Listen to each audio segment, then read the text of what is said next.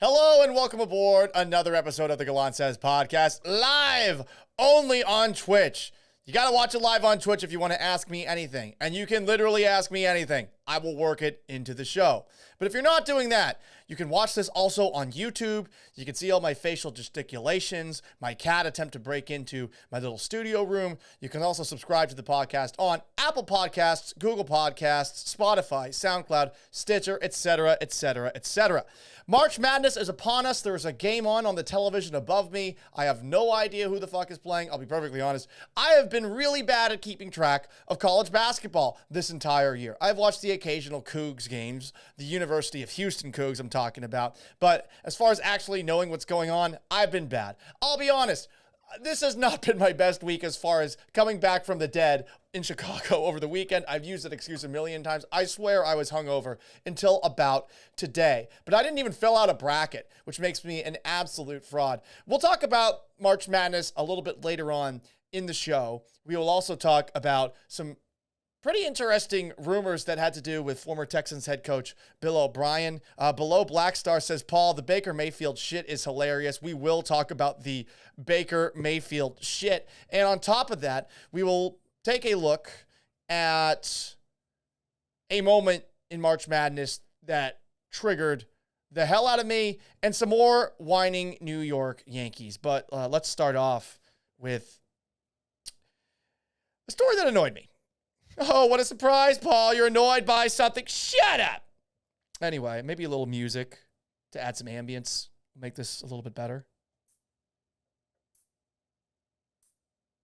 Come on, baby. Okay. Look at that.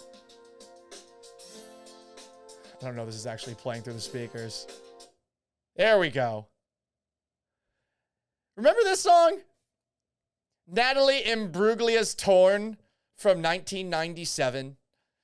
Well, there was a tweet that I saw from Pro Football Talk yesterday that had me thinking about this song. It comes from Mike Florio. Per source, Deshaun Watson is incredibly torn.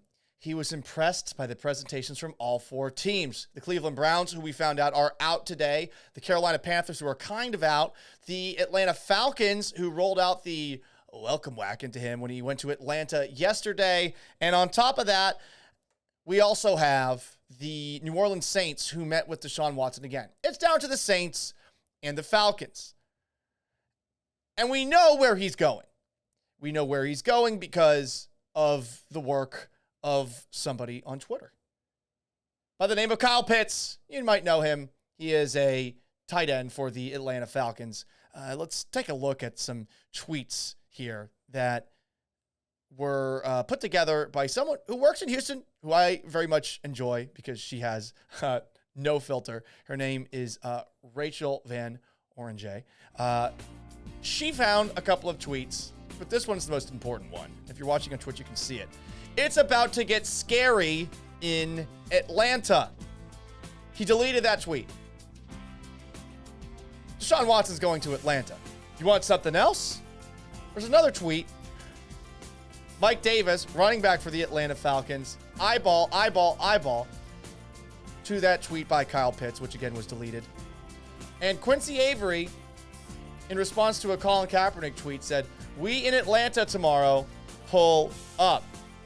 Last thing, this one, a funny one that Rachel put in there.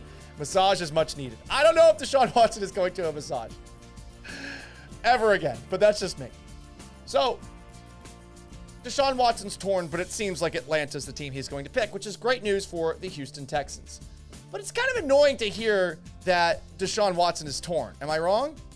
I mean, Deshaun Watson in this situation, he has it pretty damn good. I mean, we're talking about a guy who gets to pick where he ends up playing next after taking a year off while facing 22 current civil courts for, at best, being creepy. Life is so hard. But for whatever reason, I know I should be thinking about how annoying it is that Deshaun Watson is torn. Instead, I had that Natalie Imbruglia song stuck in my head. And that's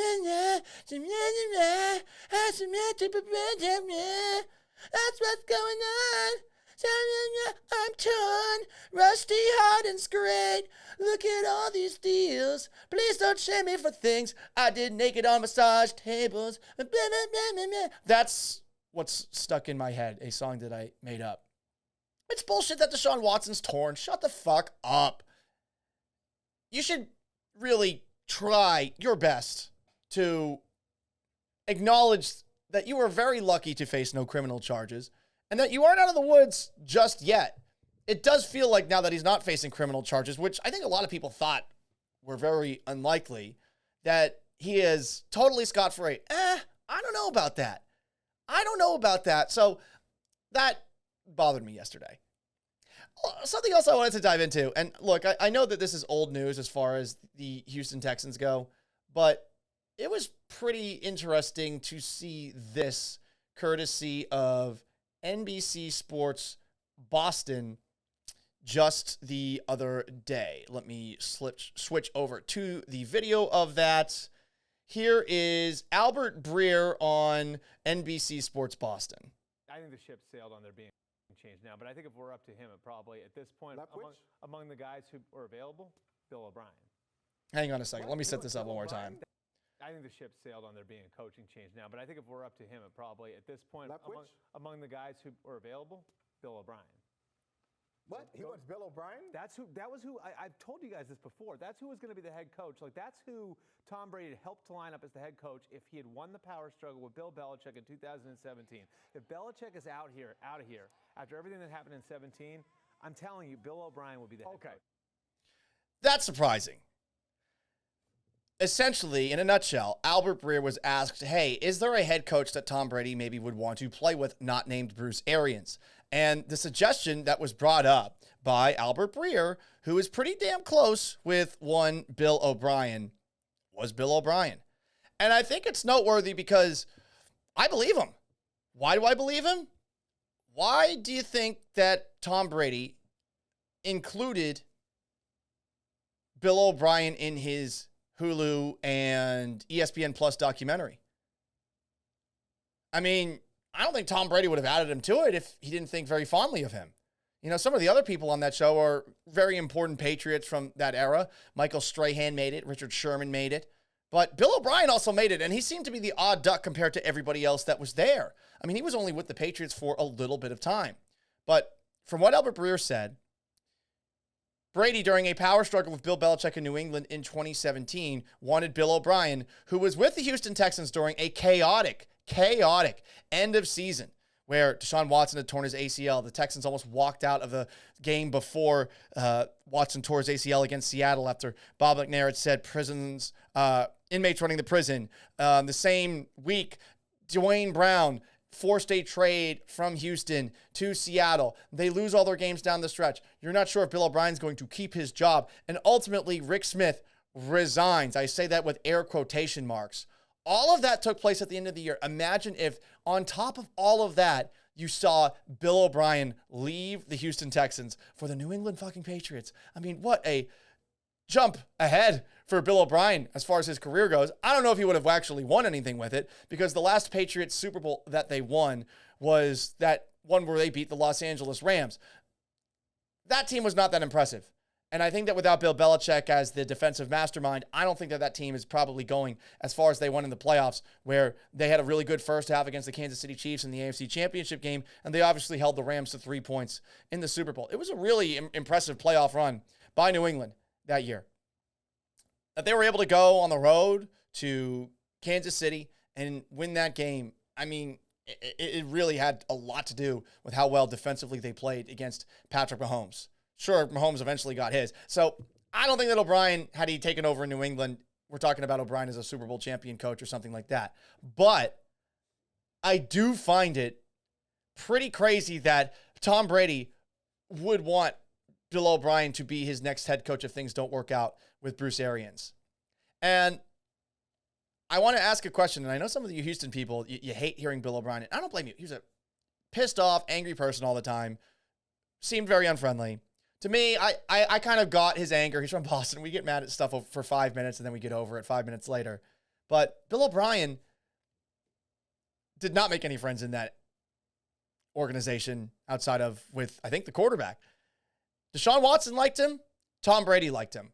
If those two players liked him, no matter how fucking awful a GM he was, doesn't that mean he was a good head coach? He was plus 500 as a coach. Not the best playoff record, obviously, and that game against Kansas City is one that I think we're going to look back at for a while and be very frustrated with. But he wasn't bad. He did not have much to work with until he finally got Deshaun Watson. And then, of course, 2020 happened, and it was a complete disaster. In conclusion, if Tom Brady and Deshaun Watson like Bill O'Brien, I think you have to admit he was a good coach. I know, though, that a lot of you are not going to do that. The latest rumor today, we saw that one Josina Anderson tweeted out that Baker Mayfield is someone that the Seattle Seahawks are looking at. That's pretty interesting given the way that the last 24 hours have gone for Baker Mayfield.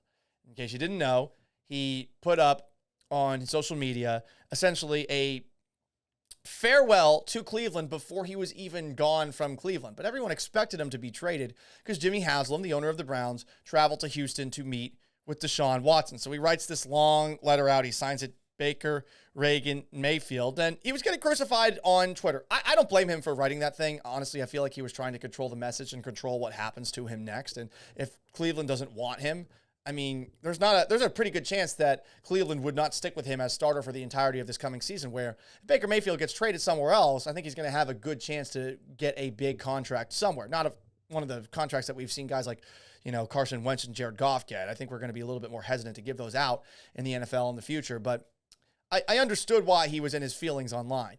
But I can also understand, too, why certain folks like Steve Smith on the NFL Network said this about Baker Mayfield. That Baker now is emotional. He wears his emotions on his sleeve. I do too. I was an emotional player. But the difference between Baker and I is one. I won Triple Crown. I led the league in something besides crying. That Baker now. I led the league in something besides crying. I mean, good God, what a roast. So that's fantastic. Well, here's worse for Baker Mayfield. We saw today that Baker Mayfield demanded a trade. The Browns, who legitimately through Chris Mortensen yesterday said that we want more of an adult at quarterback, they are not going to trade him. So they said this online, on TV. Chris Mortensen says it with air quotations, which means that somebody in the Browns organization said, yeah, we want more of an adult at quarterback, and they're not going to trade him. This is so vintage Cleveland Browns. Didn't you think that they had finally figured it out? I thought they did. I thought that they had finally figured out how to properly run that organization of theirs. Seriously. And here we are once again with the Browns looking for another quarterback. I'm not saying Baker Mayfield was that impressive, but I think that he was tough. I feel like he provided that organization some leadership that it had not had at the quarterback position in a really long time, and he sucked it up through a lot of injuries this past season. Does that mean he deserves a new contract? No, I'm just saying, considering the way that the Browns have been handling the last 24 hours, they look just as bad as Baker Mayfield. I mean, what are you doing? Do you want Baker Mayfield or do you not want Baker Mayfield? Maybe you told him at the NFL Combine that there's a chance that we move on from you. And yeah, Deshaun Watson's a better player than Baker Mayfield. Maybe he should get it, except the fact that if they're going for Deshaun Watson, that's sort of the way that the NFL works. But at the same time, if you know or have a pretty good feeling that the trade's not going to go through, then maybe be a little bit more careful about the way that you tread, because you can't keep Baker Mayfield now, and you're not going to get full return in value for Baker Mayfield. Say you make a trade with a team that needs a quarterback, of which there are a couple. You got the Colts. You probably have the Atlanta Falcons, who I believe will have to make a trade fairly soon of Matt Ryan to actually land Deshaun Watson and the Falcons. That might be happening in just a little bit of time. We're recording this right now. It's 3:23 Central Time. So perhaps that happens. I do think that it stands to reason that Deshaun Watson's going to Atlanta based off of what Kyle Pitts tweeted. But if he goes to Indianapolis, Baker Mayfield we're talking about, Seattle, or Atlanta, I don't think that they're going to get a very good return for him. He's not coming to Houston based off of what we know. So there you go. That is the latest on the Baker Mayfield front. Let us shift gears now. I know a lot of people in Seattle did not like the fact that I constantly defended the Houston Astros through the cheating accusations that were against them. But I feel like you should give me a little bit of credit, because I feel like I've been pretty consistent in saying that, yes, they cheated, but there are other teams across baseball that also cheated, like the Boston Red Sox. But the Red Sox didn't face the backlash that Houston did. They didn't. I mean, Alex Cora got suspended a year, but no one talked about that. They only talked about the Astros cheating scandal. Doesn't make what the Astros did right. It just was surprising that everything got centered on them. The Yankees were doing some of this stuff. There was a letter that baseball received that they have yet to unseal, that they're supposed to unseal. And I think they don't want to unseal because they know it's going to implicate the Yankees in a sign-stealing scandal. I think the Dodgers did it too. Just look at Game 7 of the 2017 World Series with all the signs that were being crossed up. But get this. We now see, courtesy of Matt Holliday, who kind of played for the New York Yankees in the 2017 American League Championship Series, some more sour grapes. Here's Matt Holliday on the Short Porch podcast, which is a Barstool Sports podcast that talks about the New York Yankees. So you had a long career spanning with the Rockies, Cardinals, Yankees. Why were the Yankees your favorite organization to play for and the best time you've ever had in your life? You know, it was a great year, the first half anyways. I really liked, the guys, living in New York City was cool for an Oklahoma kid. It was a good experience all in all. Who knows what would have happened if the Astros weren't, banging on trash cans and we'd have had a chance to win a championship. Did you guys feel like something was up? I remember thinking a couple guys talking about how they were on some of the breaking balls of our pitchers that were absolutely nasty, and some of the nastiest pitches that were getting thrown to the plate. It did feel like they knew what was coming. I am surprised that no one picked up on any sort of noises. It's definitely to your advantage to know when Severino's pitching and some of the nasty bullpen arms we had that year. If you know a fastball's coming, that's an ideal situation for him. Okay, so let's pause for a moment. Why the fuck is Matt Holliday talking? You were 0 for 3 in the one game you played in the ALCS. In that entire playoff run, you didn't do shit. You weren't a part of that team. Who knows what happens if the Astros weren't banging trash cans? Well, I know it would have happened if the Yankees scored more runs in Game 6 and Game 7, where they scored one combined run. Shut the fuck up. You're talking about the Astros when they're at the plate. Fine. Maybe they had an advantage there. But how the hell was that Yankee lineup, supposedly a fantastic lineup, absolute ass in that entire series? Aaron Judge was terrible. Most of the Yankees' key hitters were not good. And you could say, oh, well, there was a home field advantage for New York. Look at the splits in New York. Whatever. There was a point in Game 7 of the American League Championship Series where Lance McCullers threw, 25, 26, 27 straight curveballs? Fuck sign stealing. Hit the goddamn pitch.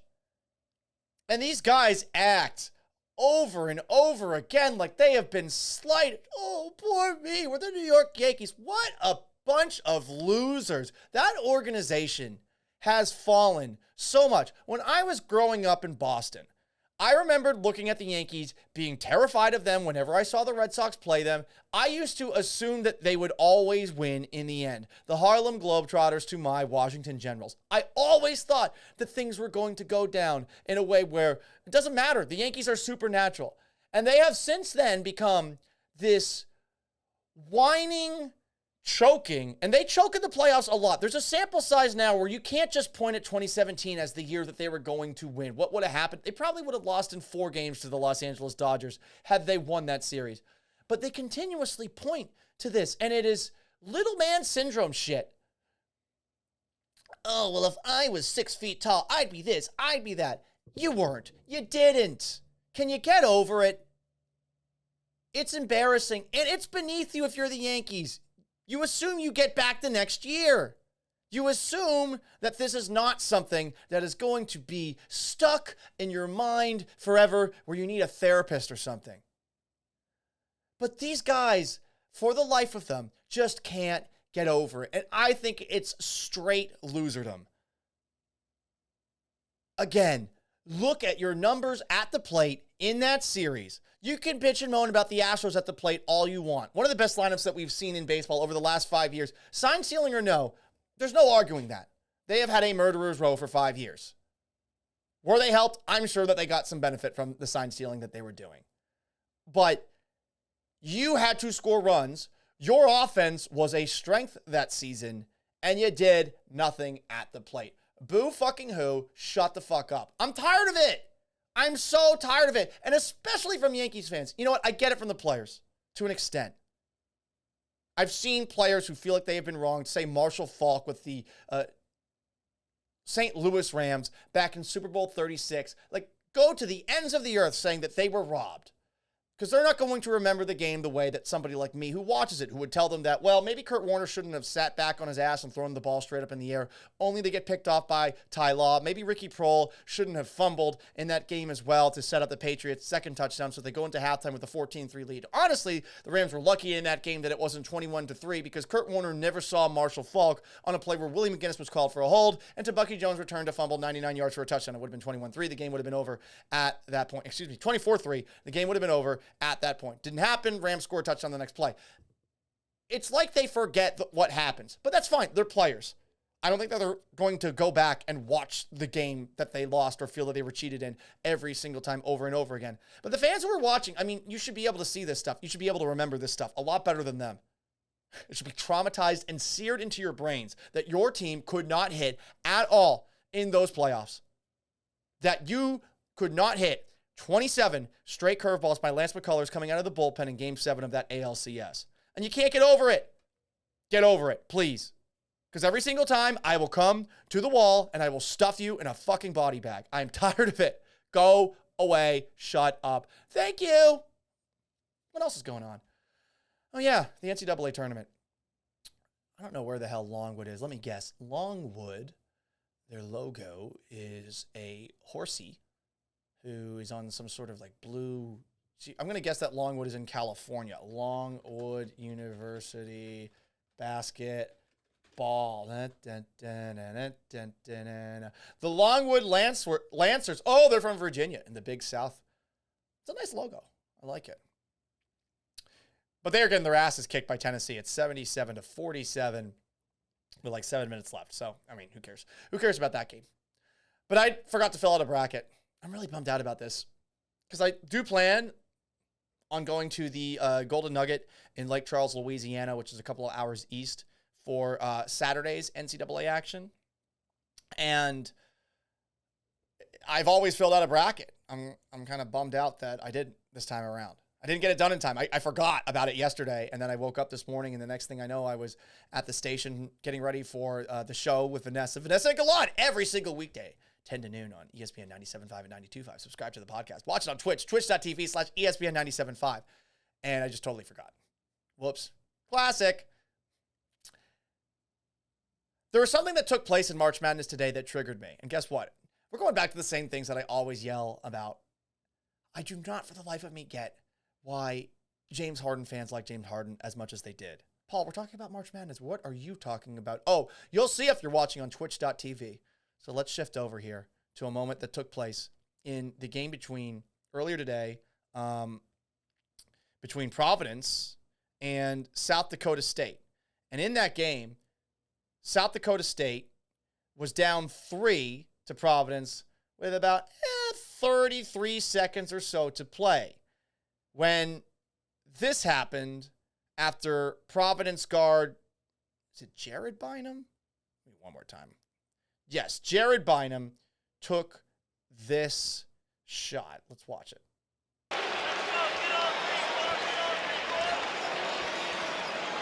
See that? He stuck out his right leg. Let's watch it one more time.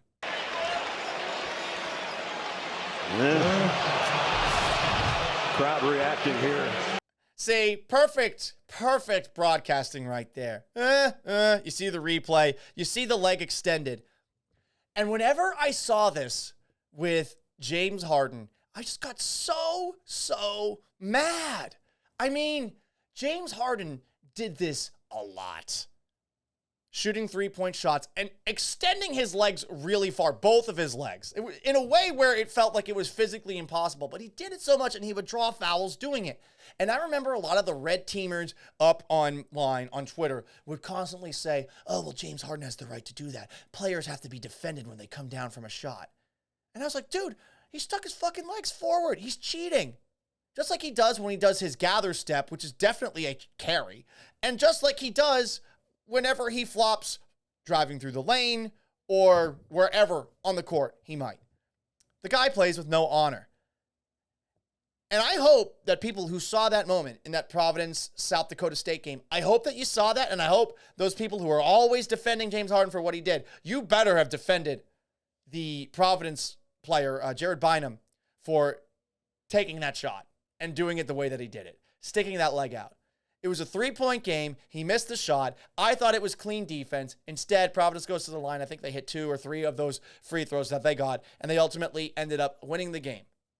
They've been very lucky all season long based off of what I know. I haven't watched a whole lot of college basketball, but that moment right there, it reminded me of James Harden. Maybe I need to get over it. I love how this entire show is me talking about topics that are extremely old in Houston sports history. Bill O'Brien, Deshaun Watson, James Harden. They're all gone. All of them. That's going to wrap up this edition of the Gallant Says podcast. Again, you can watch it live, twitch.tv/Gallant Says. Join and ask questions so we can get extra weird. Not thrilled with the participation today, but I get it. We're building this slowly. I actually need to post this version of the podcast. I will. A podcast that you could get on Apple Podcasts, Google Podcasts, Spotify, Stitcher, and SoundCloud. You could also watch the whole podcast, youtube.com/Paul Gallant. If you haven't already, whether it's by podcast or by YouTube or by Twitch, subscribe, rate, review, every little bit. I appreciate it. This has been the Gallant Says podcast on a Thursday, live on Twitch. So long, farewell. Enjoy today's NCAA tournament action. You'll catch Vanessa and I tomorrow at 10. Until then, later.